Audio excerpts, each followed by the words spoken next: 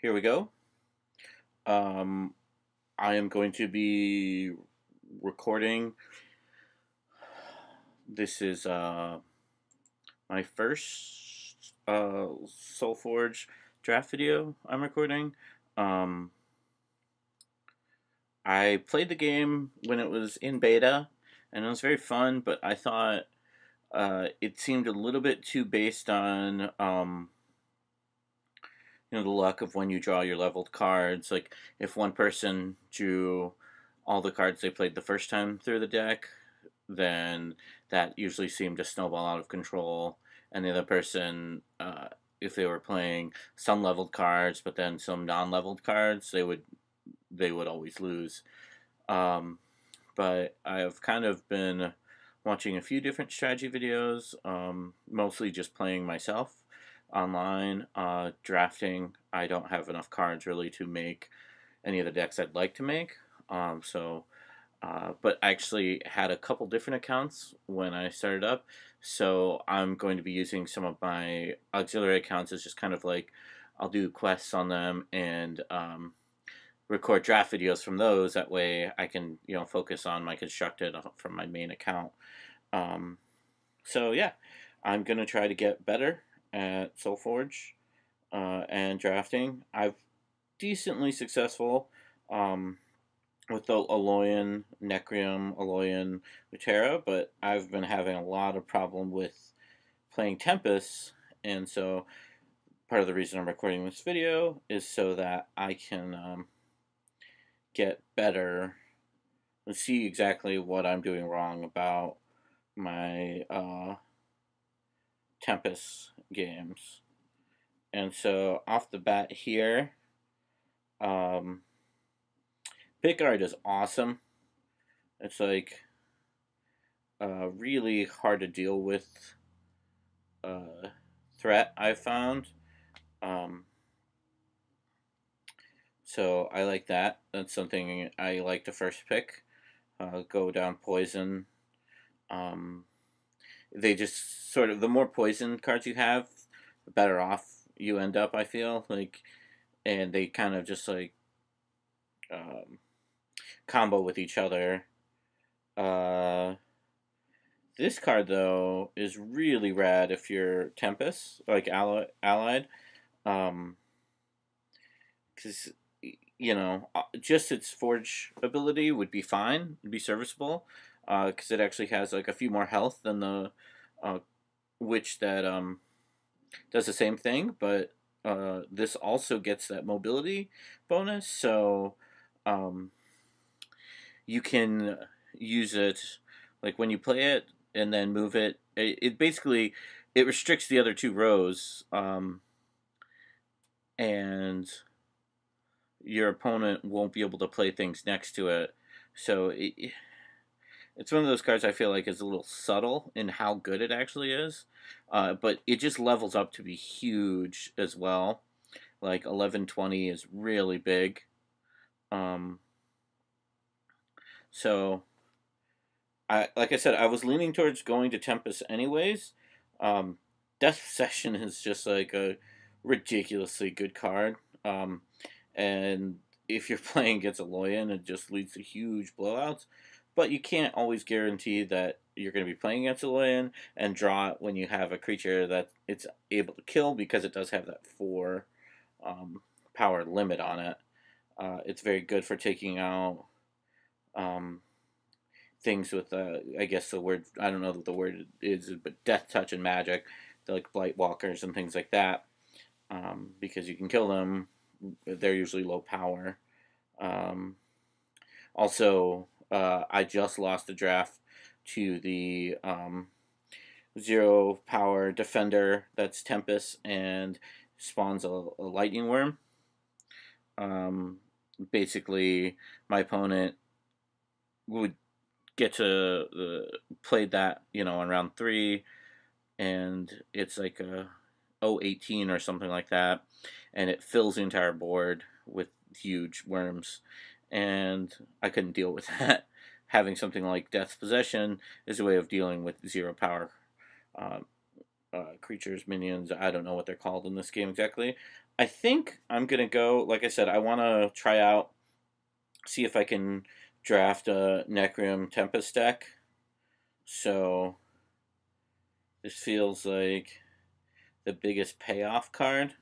Oh, also there's Firestorm, which I've never lost a game where an opponent played Firestorm.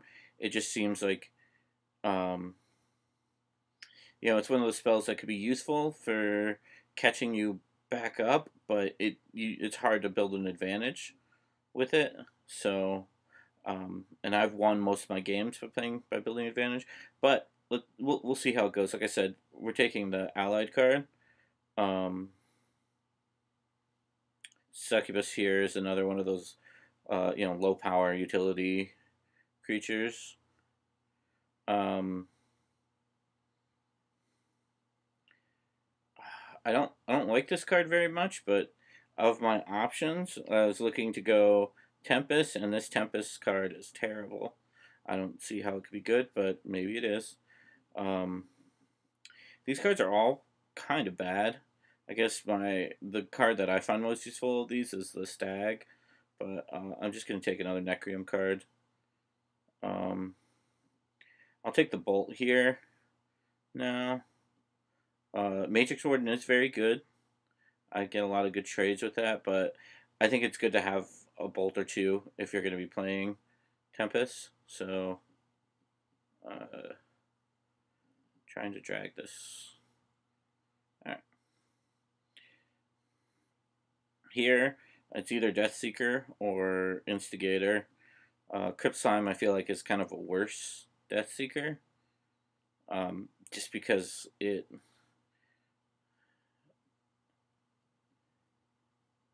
the utility of having a 1/1 to finish off something and then having a meaningful body afterwards is better than the meaningful body at first and then just a 1/1 afterwards. But I like these Instigators. The times I have had success with Tempest, Instigator's been a part of that. Allows you to pick up. Alright, I'm going to bring this Aranti, which is kind of like a worse version of the Aloyan, but it gives 4 attack. It's just smaller, and you can't make itself big. So that's like it doesn't allow you to trade with using itself. So I think the Matrix Warden's better, but we'll take it.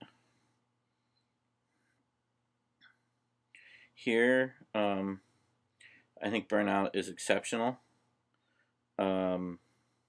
especially mid late game.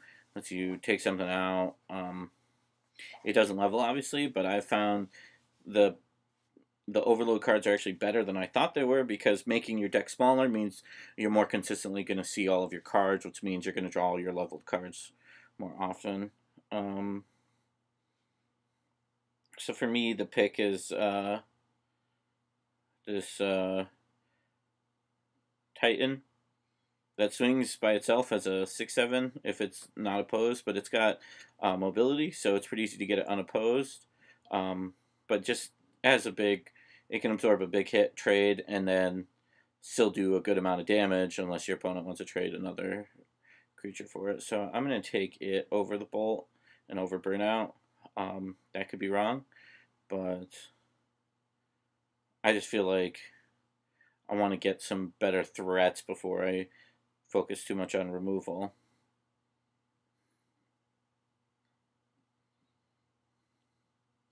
I like the Manticore because it's kind of a threat and removal. I mean, it's aggressive, so like it can come down and attack the turn you play it, and it's hard to trade well with it. It can trade with something that's got a low defense left and then still keep attacking the next turn. So taking it here, I don't have any other abominations, so I don't like picking up Abyssal Maw right now.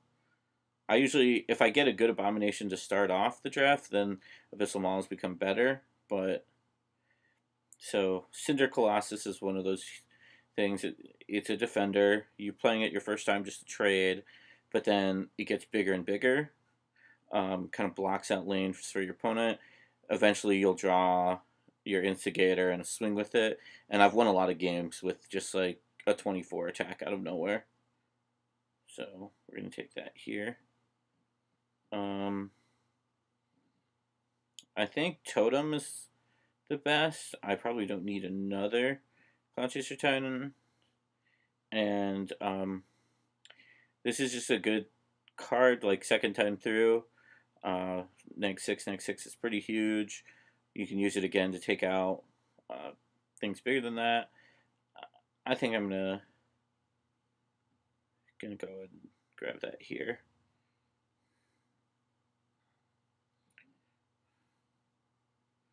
I don't like the Elementalist.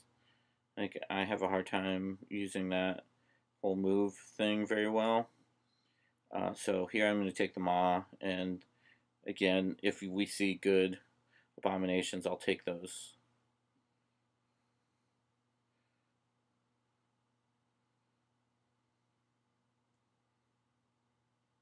And this guy's good because of the Courser is just a solid, free creature you can play.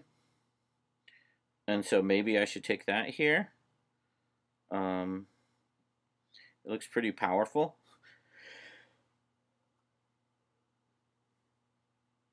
This is more of a constructed card, though, so you can ensure that you always have a Courser to have in play with it. And so as it stands, I think I'm just going to take this Berserker. It's a really good underdrop. Like, you play it your second time through, and it'll almost always trade with a second leveled creature. So I'm going to take that here. Felwalker's good. Cacklebones, I've never lost a game where an opponent's played that against me, so I just don't feel like it's very good. Maybe I just don't know how to play that spell right, or play that creature right. Lightning Tamer is kind of weird. I don't like that it, whoop, alright, we're still recording. Okay. I don't like that it only has one toughness forever. Okay, here we go. So now we're going to start looking for more moving stuff. Frostfang is just killer when you play it and start moving your things around and just decimating your opponent's board. It's hard to deal with because it itself has mobility, so they put things next to it. It gets good trades. Gonna pick it up here, and again, be on the lookout. Yeah, if this had mobility, it might be worth picking up, but it doesn't, and Magma Hound is just always good value, so we're going to take that there. I think it's Flame Lance here, over the Scorpion. Yeah, I don't like Scorpion very much if you don't have a ton of Abomination synergy. Take a Sparkstone Elemental here. That'll also get our defenders moving, but we only have one so far, so kind of on the lookout for another big one. I like this. It's gonna pretty much just trade with whatever level minion or creature or whatever that's in front of it, or get in for damage and then trade next turn.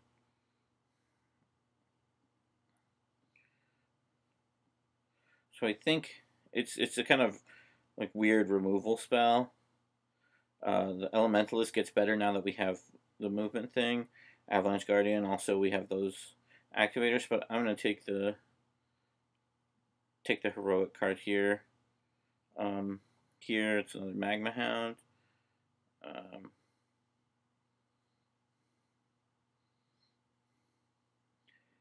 Okay, the Glider does have mobility, but I think between these, I think we want a big defender.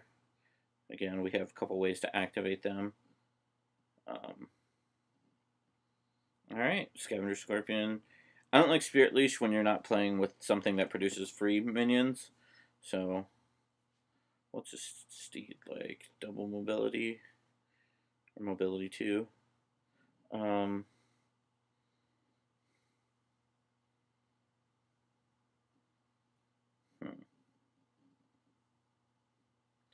I think I'm going to take the Steed over that Yeti. Stormweaver here.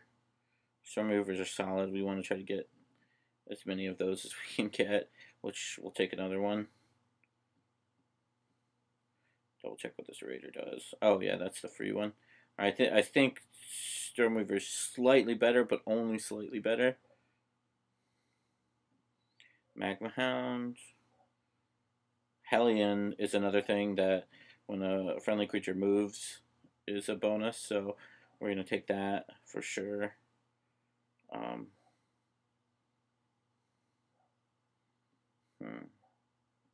Yeah, we'll take this over the slime.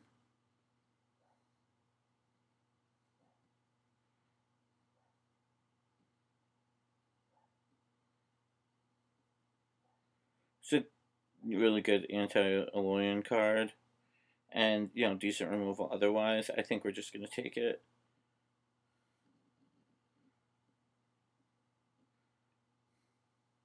I think we're going to take another bowl, and that'll be it for removal.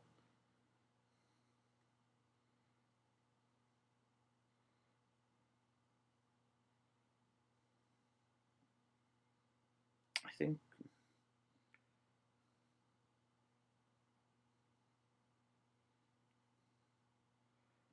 So here, I'm just looking at like the way they level up. I like the idea of this trading with level 2s and 3s as it moves up. Plus, it's got mobility to ensure that you get those good trades. We're going to take it here. I really like this card. It just feels really good and hard to deal with. Maybe it's Totem. No, we took the removal spells already. Another Steed. Alright, so we ended up with a good deal of mobility. And that is the draft. I don't feel like I'm going to win more than 2 or 3 matches with this deck. I'm just not good at playing red yet. And so I'm just going to keep the video going. You can always fast forward through it or whatever. Here we go. Actually, no. I am going to make a separate draft and play video. So I'll stop this and be back with the game.